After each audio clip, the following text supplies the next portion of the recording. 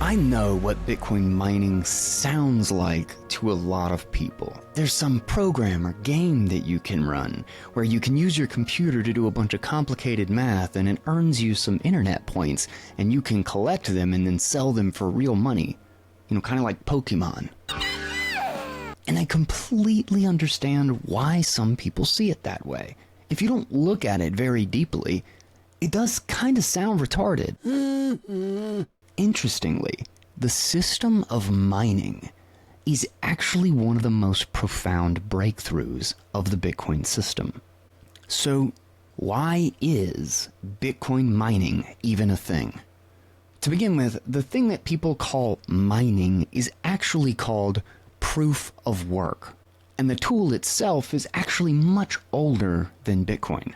You can kind of think about it like a signature or a digital stamp connected to a piece of information. But what's interesting about it is that it requires some amount of unforgeable computer processing in order to make one that's valid.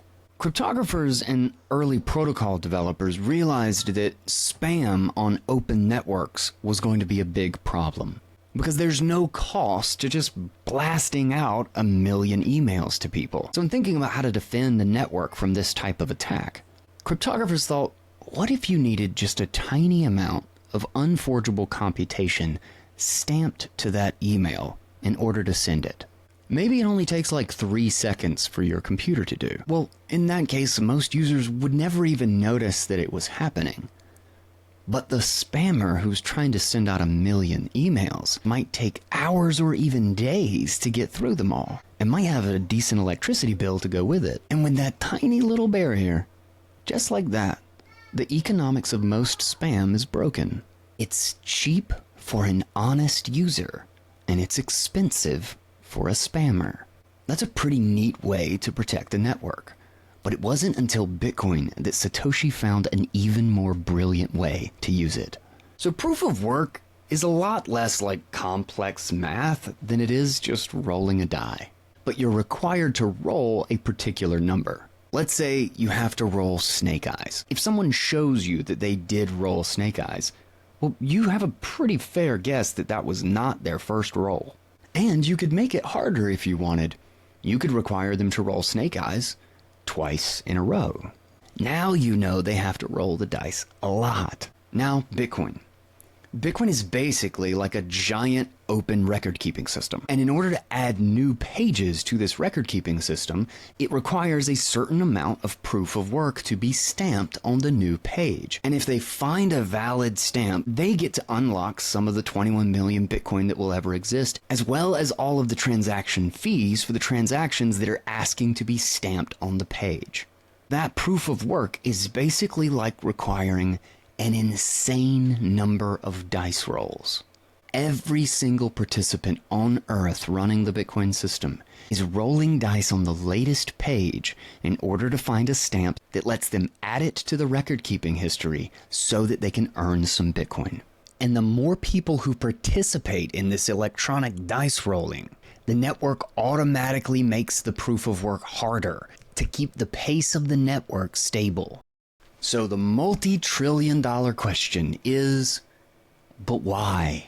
And here's the little fascinating piece of the puzzle. If I wanted to replace the last page with a version that didn't have your transaction in it, because I don't like you for whatever stupid reason that humans don't like each other, I have to redo all of the dice rolls that every other person on Earth contributed into stamping that page all over again by myself. And even worse, I have to do it faster than everyone else in the world rolls the dice to add the next page on top of it. And every page's stamp is connected to the last one. So if I go 10 pages back, I don't have to just redo the 10th page. I also have to redo the other 9 that come after it. The more pages I'm trying to replace, the more energy I have to burn. It's a wall.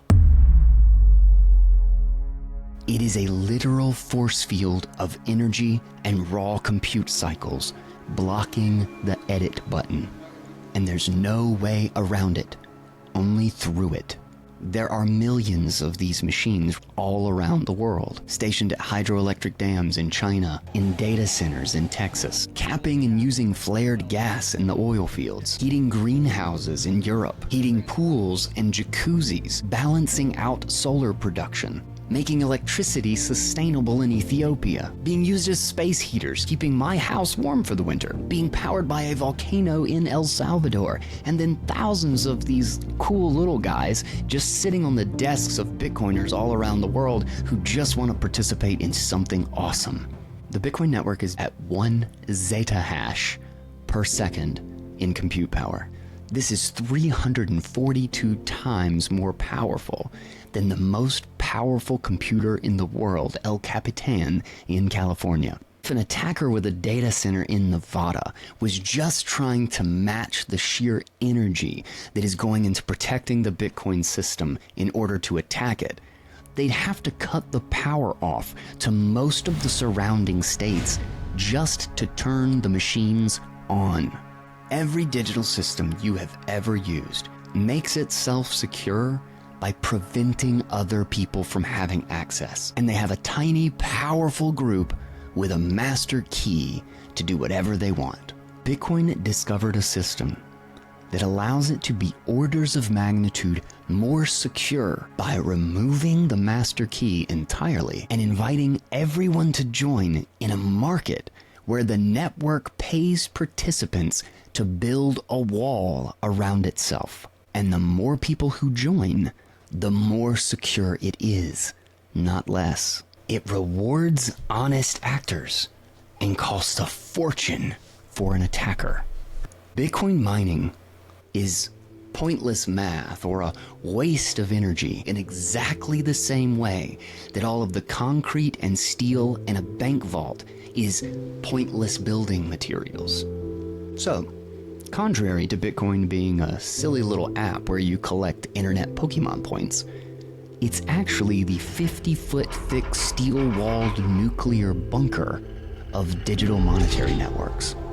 But that's just my 2 cents.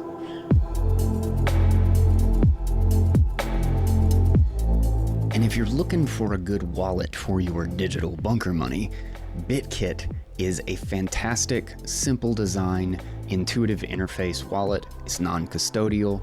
It's got on-chain and Lightning in a very simple to understand interface. Check it out if you haven't. Links and details are right down in the show notes.